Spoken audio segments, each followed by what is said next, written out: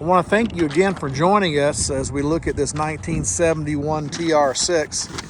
The current owner, bought this car with the intention of bringing it back up to speed.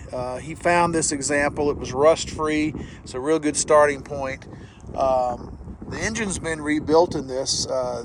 They shaved the heads and they raised the compression to 9-to-1. It's got new pistons and bearings. They reground the crank on this one. New oil pump, harmonic balancer, timing chain, all that's been replaced. It's got a new radiator. You can see that. It's an aluminum radiator. And they put a new enclosure around that as well.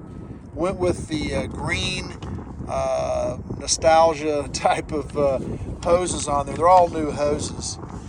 It's an aluminum radiator. And they did the overflow bottle and so forth. That's all been redone as well. New clutch, master cylinder, braided lines. Motor mounts were replaced. The transmission mounts were replaced. The front suspension, that was all redone. Got new bushing shocks and upper ball joints and seals. The rear suspension's done. New U-joints, right half shaft, rubber bump stops were done. The brakes were done. New braided brake lines, seals, disc shoes, and the e-brake cables were replaced.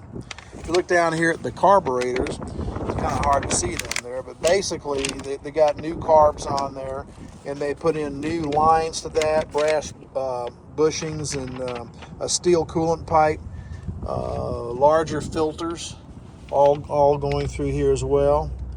The transmission, has a new clutch in it, new pressure plate, and throw-out bearing. Those are new. The lighting on the car, they went with 6 new LED running lights, brake lights and turn signals. Replaced the headlights on it. The doors are rebuilt, so they had new window channels in there. 3-point harness. Also, in the back of the car, they put in new wheels. They replaced the rear wheels, and they put in these are the Coker Redline tires that are recreations of the tires that came on the cars in that era. So it was a nice job, real nice job. So we just take a look through here. You can see some of the handiwork and how nice and put together it is. So you look through this. So it's really nice to be able to have this kind of work put into one of these cars.